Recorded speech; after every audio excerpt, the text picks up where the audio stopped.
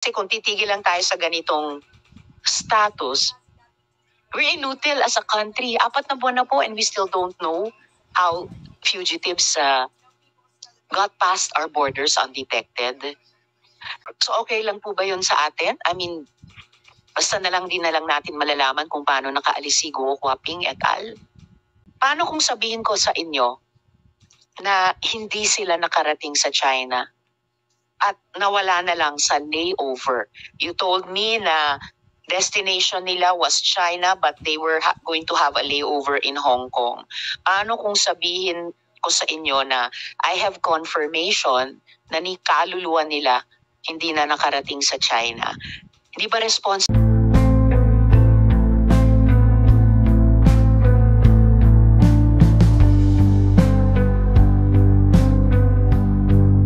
kung titigil lang tayo sa ganitong status, we're inutil as a country. 4 na buwan na po and we still don't know how fugitives got past our borders undetected. So okay lang po ba yun sa atin? I mean, basta na lang din na lang natin malalaman kung paano nakaalis si Guo Huaping et al. Paano kung sabihin ko sa inyo na hindi sila nakarating sa China at nawala na lang sa layover? You told me na destination nila was China but they were going to have a layover in Hong Kong. Paano kung sabihin ko sa inyo na I have confirmation na ni kaluluwa nila hindi na nakarating sa China? Hindi ba accountability for our failure to keep our borders safe and protect Filipinos? So unang mga tanong ko po sa pagpapatuloy nitong hearing para sa Bureau of Immigration. Ilang buwan na ang nakalilipas, sapat na siguro ang panahon para makapagsiyasat kayo ng mabuti kung ano ang tunay na nangyari at nakatakas si Guo Huaping. So please provide us this update now. Sabi po ni Commissioner Viado noon, you would be able to present a report on exactly how Guo Huaping escaped. So ngayon na po ang pagkakataon. So will it be Attorney Santos or Chief Manahan or Acting Chief Uy? I hope the most senior among you po.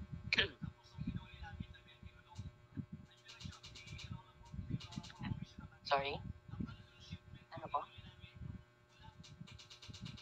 Ay, nako. Oh, and meron bang kailangan pang resource persons? Let me, although kinakabahan ako sa body language, may I ask our COMSEC, attorney, kung meron pong mga bagong resource persons na kailangan pang manupa? And if the COMSEC, of course, could recognize all the resource persons present this morning. COMSEC. So, balik po ako sa BI. I recall po nung November 24, sabi po ninyo, you wrote a letter to the different immigration units in Asia. At ang status ng marami doon ay awaiting reply. I recall the summary of correspondences the Bureau submitted then were various requests and reiterations of requests to various addressees: Indonesian, Malaysian, Singaporean, Australian, Hong Kong, beginning August 2024 till November 2024. At least kalahati nito, 6, ay awaiting reply. So 4 months na po, so may reply na po ba sila sa inyo at sa atin? Yes, Chief Manahan. Madam Chair, good morning. With regard po sa issue of the results ng mga replies, as far as I can remember, Madam Chair, no official replies, written replies received by the Bureau of Immigration as of this date.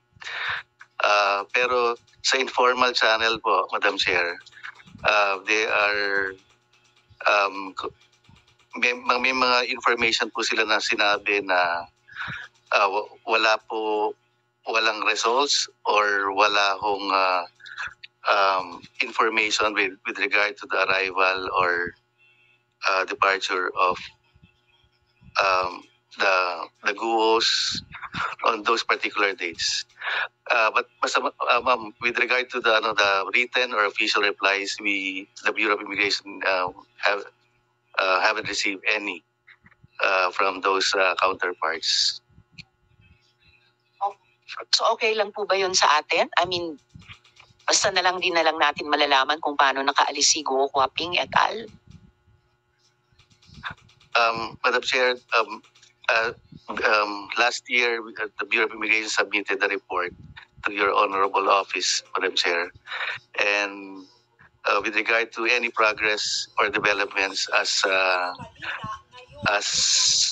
manifested last November, we will consult with we will check from the Office of the Commissioner if there's any report submitted from November to this date, Madam Chair.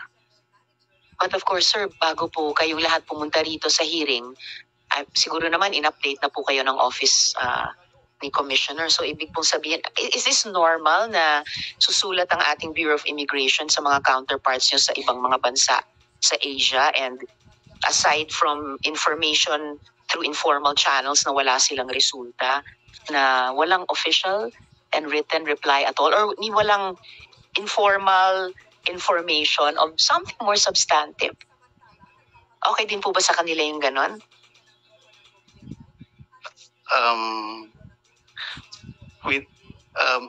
Dun sa case po ng Guo case, ma'am, as I can remember, yung the Commissioner Tansinko at that time sent a letter, official letter to the Commissioner of Indonesia. Yun po yung naging way para ma-hold ng Indonesia government yung si Sheila and Cassandra, and eventually turned over to the Bureau of Immigration that time. So ang ginamit po dito is official letter by the BI to the Indonesian government. But with regard to possible routes or entries and exits, yung office naman po ng Intelligence Division, without any written or official letter, consulting or asking informations via informal channels, ma'am. Yun po yung nangyari dun sa... But it was no longer Commissioner Tansinko who promised this subcommittee, promised our chair, Senator Coco Pimentel, that there would be an update, there would be a report. It was already Commissioner Viado. So, kasi kung titigil lang tayo sa ganitong status, we're inutile as a country. 4 na buwan na po and we still don't know how fugitives got past our borders undetected. And, if you could tell the Committee on Record, Chief Manahan for the BI, in short, hindi pa po alam hanggang ngayon ng Bureau of Immigration. Will you make that of record? Yes, Honorable Chair. All right. You can imagine the frustration that the whole committee and our chair, the Senate, would feel about this kind of a status na hindi pa natin ma-solve yung it shouldn't even be a mystery. It's a simple matter of fact na dapat by now nalalaman natin. Very regrettable po. Now, nung nakaraang taon, sinabi ng presidente na nung nakatakas si Guo Huaping, sinabi ng presidente na heads will roll. So, may update na po ba sa internal investigation naman sa BI sa mga opisyal nito na maaring sangkot o kasabwat sa pagtakas ni Guo Huaping? So, kung may update, ilan po ang nakasuhan, ilan po ang may administrative sanctions? Ma'am, we will check if there's any from the Office of the Commissioner, if there's any. Chief Manahan, you're the Chief of the Intelligence Division. Do you know if there is an internal investigation or there's not? Meron po bang kinasuhan o wala? Meron po bang administratively sinasanction o wala? As far as I'm concerned, ma'am, wala pong alam kasi may ibang offices din po kasi ang tawag doon na in charge, which is the Board of Discipline or BOD, Board of Discipline, who conducts also investigation when it comes to personal matters, Madam Chair. But I suppose, kahit Board of Discipline ang directly in charge, dapat alam din ng Intelligence Division. I can't imagine there's any other Intelligence Division of any other institution here na kung hindi man sila ang in charge directly sa isang internal investigation sa hanay nila. And in fairness to BI, I will ask similar questions of the other agencies. Hindi ko ma-imagine na may Intelligence Division ng ano pa mang institusyon dito who would be totally unaware kung merong internal investigation. Lalo na 4 na buwan na po mula nung huling itanong ito. So again, medyo magto-throw up ng hands ang subcommittee sa ganyang status. I mean, what is the BI doing if not finding out paano nakatakas si Guo Huaping? Then at the very least finding out kung mayroon ba at kung mayroon kung sino ang kasabwat sa loob ng bureau. Does the bureau even know kung saang border umalis si Guo Huaping, saang border dito sa Pilipinas? Ma'am, we will submit compliance report to your office, Madam Chair, but I'm sorry, but as of this time, we don't have any information kung saang ports or subports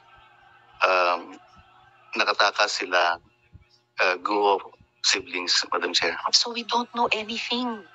4 months later, more than 4 months later, kung paano sila nakatakas, kung may tumulong ba sa kanilang mga opisyal o kawani ng gobyerno natin, pati sa BI, kung saang port or coast man lang ng archipelago natin siya tumakas. And I mean, ang Senate kasi, treaty-making body, so laging top of mind din namin yung ibang mga bansa. Sulat po ng sulat ang Bureau sa ibang mga gobyerno, sa ibang mga bureaus of immigration ng ibang mga gobyerno. Hanggang ngayon, wala pa silang official reply. So, tapos na ba yun? Okay na ba yun? How does the BI even feel about this? Okay po ba yung ganito, Chief? I fully agree, Madam Chair. We will submit any compliance report as soon as possible, Madam Chair, to your office. As soon as possible was last year, Director. Paulit-ulit po yung ganyan mga, we will submit. Haba po ng pasensya ng subcommittee na ito at ng mga miyembro at ng chair. Kung ako kayo, nakakainis yung ibang mga Bureau of Immigration na ibang mga bansa. Wala man lang maibigay na maayos na sagot. It is totally unacceptable. I'll ask you now, and I hope the Bureau has some answers naman about these other issues, no? There are supposedly three Pogo bosses who were supposed to have been deported to China. Ang mga pangalan nila ay Liu Xun, Kong Xiangrui, and Wang Xiangle. I'm almost sure alam niyo itong mga pangalan na ito.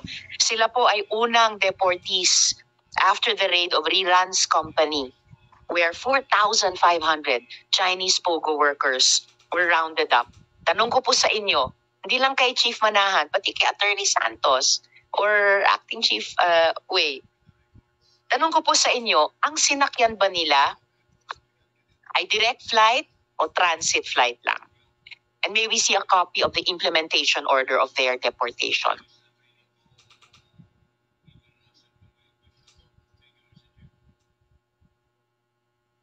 Si Attorney Santos. We will secure the copy, ma'am, and check on these names. But we would also like to reiterate the press release of Commissioner Viado regarding the transit flights. So our commissioner reiterated the requirements for deportation, which is the passport, the ticket, and the NBI clearance. For coordination with our partner agencies, we do that with regard to fugitives once they are declared as fugitives by their governments. So in this case, ma'am, we will retrieve the documents and update the committee. No, that was the first. Those three were the first deportees after the raid on reruns. Were not tens, not hundreds, but thousands of Chinese POGO workers were rounded up. And those three bosses, POGO bosses, were supposed to be deported to China. I think during this hearing, you can provide us a copy of the deportation order. Imposibleng wala yun. And very importantly, direct flight ba ang binook sa kanila o transit flight lamang yung sinakyan nila? Yes, Chief Manahan. Madam Chair, if I can recall, yung meron pong first three na dineport. Part of the reruns na 438. Yung ticket po nila, as I can recall, is Air Asia bound for China. Meron po yatang layover. Saan yung layover, Chief? I can't recall, but parang Hong Kong, Madam Chair. Hong Kong. Itong tatlo, itong first three, itong sina Liu Xun, Gong Xiangrui at Wang Xiangle. Can you confirm that, Chief? Yes, ma'am. I'll go back to my record, Madam Chair. Pero po yung tatlong ito na claim to be bosses, actually, ma'am, 438 foreign nationals, we never have any information na may boss or bosses doon. So kung... But if you confirm na itong tatlo, sina Liu, Kong at Wang, ang tatlong unang dineport, they are reportedly Chinese POGO bosses. May at least initial information sa kanila na ganon. Yes, ma'am. Whoever the agency reported na yun po yung mga bosses, we don't have any idea. Actually, ma'am, we arrest only. We're not particular on any classification or categories of the ranks ng mga inaaresto ng... So please send me the implementation order on the deportation of those first three. Yes. Lalo na kung ma-confirm natin na sila sina Liu, Kong at Wang. Yes, Madam Chair. The three I named. Madam Chair, can I share something? Yes, please. The PI needs to share more para maging kapakipakinabang itong hearing na ito. Yes, please proceed, Chief. First is the ticket.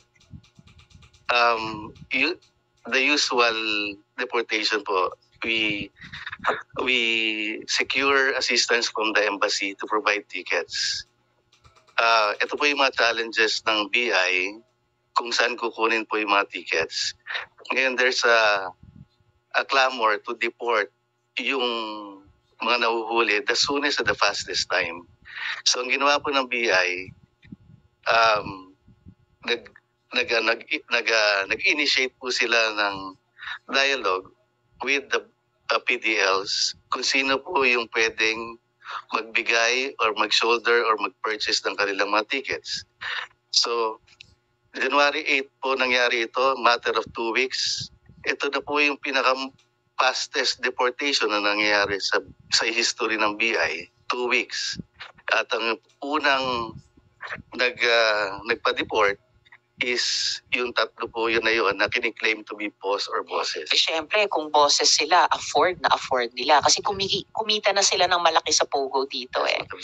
Pero yung mga PDLs pa ang tinanong kung pwedeng mag-shoulder ng tickets sila. Hindi ba dapat may pondo ang BI para sa deportation na inuutos ng BI? Madam Chair, sorry to say, wala po. Kaya Alright. yung mga challenges po ng BI, wala po silang allocated funds for the tickets ng mga deportees. Madam Chair, also, the reason po na dineport itong tatlo, wala naman po ang Chinese embassy at that time, wala pong minanifest na itong tatlong ito is fugitive or merong criminal offense sa China.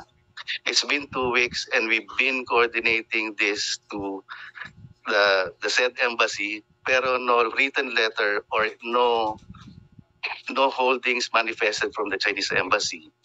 So, ang in-implement po natin dito is the Philippine law na to remove them the soonest time possible sa country as directed by the President during the time of the SONA, to ban and cease and desist all operations and to remove them. And did those first 3, lalo na kung sila sina Liu, Kong at Wang, actual ba silang nakarating sa China?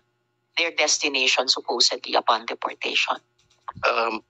Madam Chair, we don't have any information in it. Why don't you have information? Why doesn't the Bureau have information? BI of the Republic of the Philippines orders deportation of 438 persons, including these 3, who I think are the Chinese POGO bosses I named.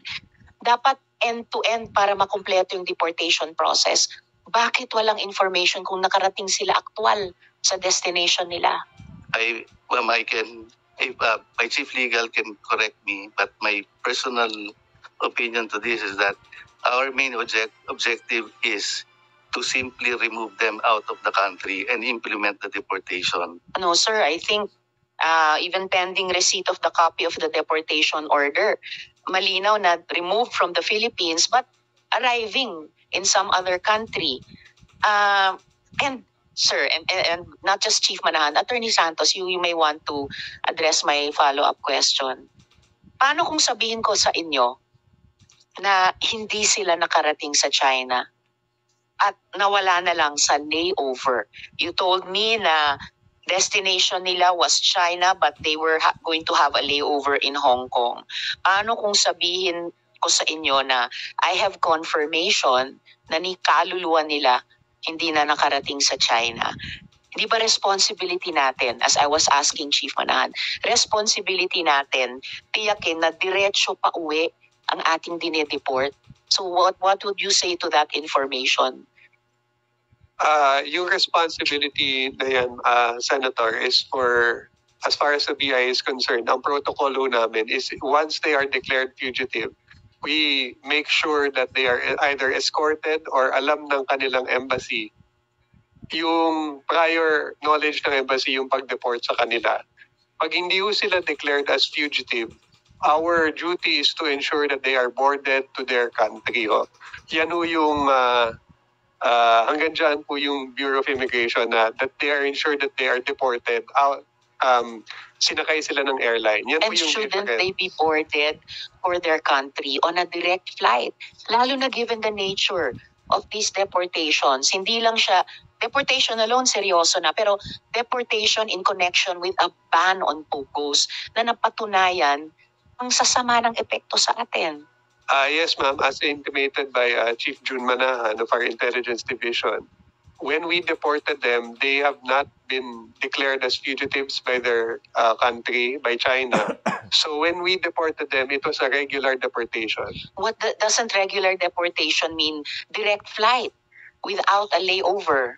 Ma'am, as intimated by our commissioner, we accept what ticket is available. So, but isn't it true also, attorney, that the Chinese embassy in the Philippines actually wrote to the BI to complain about the layover flights? Wala ho, ma'am. Wala silang sinubmit regarding that. I have information to the contrary. Sumulat ang Chinese embassy di umano sa bureau para ireklamo yung layover flights. And bakit? Napakakulang ba ng direct flights sa China para kailangang rely on layover flights? Lalo na, conveniently for these first three na dineport na sa pagkaalam ko ay supposedly mga POGO bosses. Wala bang sapat na direct flights? Ma'am, if I may reiterate, we accept what ticket was presented. Presented by whom po? That is, I will get back to you, ma'am, because it is our deportation unit that accepts the ticket. Where is the deportation unit, sir? Wala ba sila ngayon? Wala po, but we will check it, ma'am. Hindi ba isa sa inyo ay in charge sa deportation unit? Yes, ma'am. Under legal division. So sa ilalim Opo. ninyo, Attorney Santos. Yes, ma'am. So during this hearing, I can't believe I have to ask all of these itty-bitty follow-up questions. Alam nyo naman po yung agenda ng hearing ngayon na that we were hoping to close it already. Kasi 4 na buwan na at least ang iniintay ng sagot sa mga tanong na ito. So can you, before this hearing adjourns, can you please inform the committee why we had to rely on transit flights for deportees who are related to the big POGO issue, including those first 3 na sa pagkaalam ko ay mga Chinese bosses. Ang deportation unit ba sa ilalim ng legal division ang responsable sa ganyang arrangements?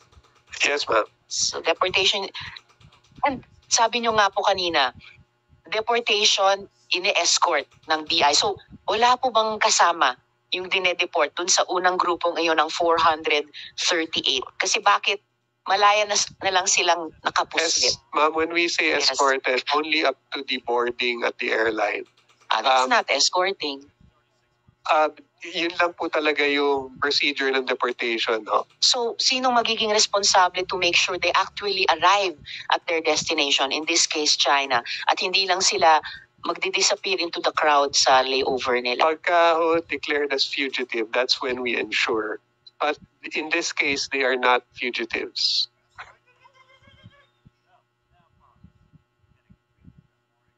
Well, ito po yung kailangan yung malaman sa lahat ng resource persons natin mula sa BI, no? They never arrived in China. I'm making that off record for the committee. Itong 3 na pinangalanan ko kanina, Liu, Kong, at saka Wang, who I think are the first 3 na binanggit ni Chief Manahan na dineport sa kasama ng grupo na 438, they never arrived in China. O dahil sa Pilipinas, nakapuslit sila. What a shame, no? I mean, dahil sa atin, against whom they committed the most crimes sa mga kababayan natin, nakapuslit sila. So, a deportation gone wrong, no? A simple and regular operation of the Bureau dapat hindi pa na-achieve ang objectives. Attorney Santos. Ma'am, if I may please clarify, deportation means that we ensure that they are boarded out of the country and they are blacklisted not to be able to return unless their blacklist is lifted by the commissioner. In this case, they are blacklisted. They were not declared as fugitives. So the BI ensured that they are boarded out of the country. Yan po yung duty ng BI. Hindi po sila dineclare as fugitive. Alam mo ng Chinese embassy that they were arrested and they were not declared as fugitive. How convenient, no? Hindi sila na-declare na fugitive. And yet, I have that information also na actually nagreklamo ang Chinese embassy sa Bureau tungkol in particular dun sa layover flights. Ma'am, wala ho sinubmit sila regarding that. Well, as I mentioned earlier, Attorney, I have information to the contrary. So, it's either the Bureau or the embassy who is not telling the complete truth to the committee, unfortunately. So, yes, Chief Manahan, before I... Madam Chair, as far as I can recall also, there's a letter sent by the Chinese embassy Yes. to the Bureau of Immigration. Pero it's an appeal, Madam Chair, to hold the deportation process for the Chinese nationals as much as we can. So they can charter the flight of the remaining 100 plus, Madam Chair, to China. Sa part naman po ng immigration, Madam Chair, ang sinabi po natin sa Chinese embassy at that time, we will continue deport deporting these foreign nationals as much as we can. Kasi po yun ang objective ng BI, to fast track all the deportation process. In fact, Madam Chair, sa 438 na yun, more than half already deported ng BI. Yun po yung letter na alam ko po na pinadala ng Chinese Embassy appealing na kung pwede i-hold. Ang sabi naman po ng BI, we cannot hold the deportation. Walang makakahinto po ng deportation process ng BI kung kaya pong mag-remove on a daily basis as much as we can. Yun po yung naging reason po nung letter, Madam Chair.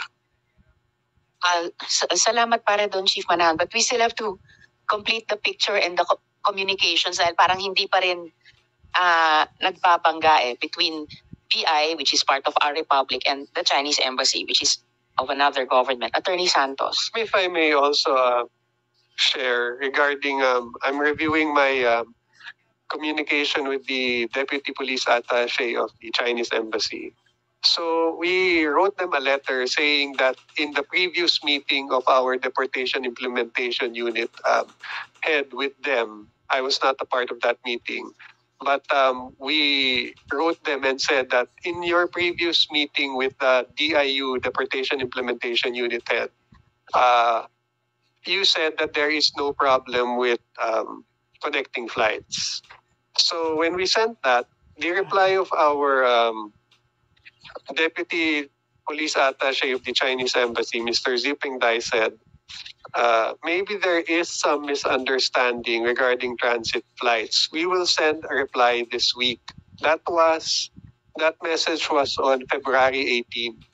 Up to now, I have not seen any letter that he said he will send regarding that issue, ma'am.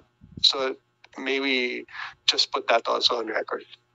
Well, in any case, Attorney, if this is the current policy overall regarding deportations, lalo na kaugnay ng POGO, which is arguably the hottest issue na hinarap ng gobyerno in the last year, then I'm telling you, maybe we need to revisit this policy, how it has been implemented so far.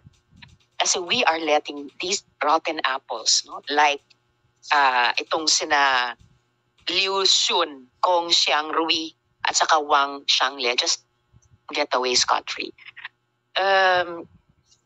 Okay. And the reason na it's so disturbing is tiyak pa sa sikat na araw na maghasik na lang ulit ng lagim ang mga yan.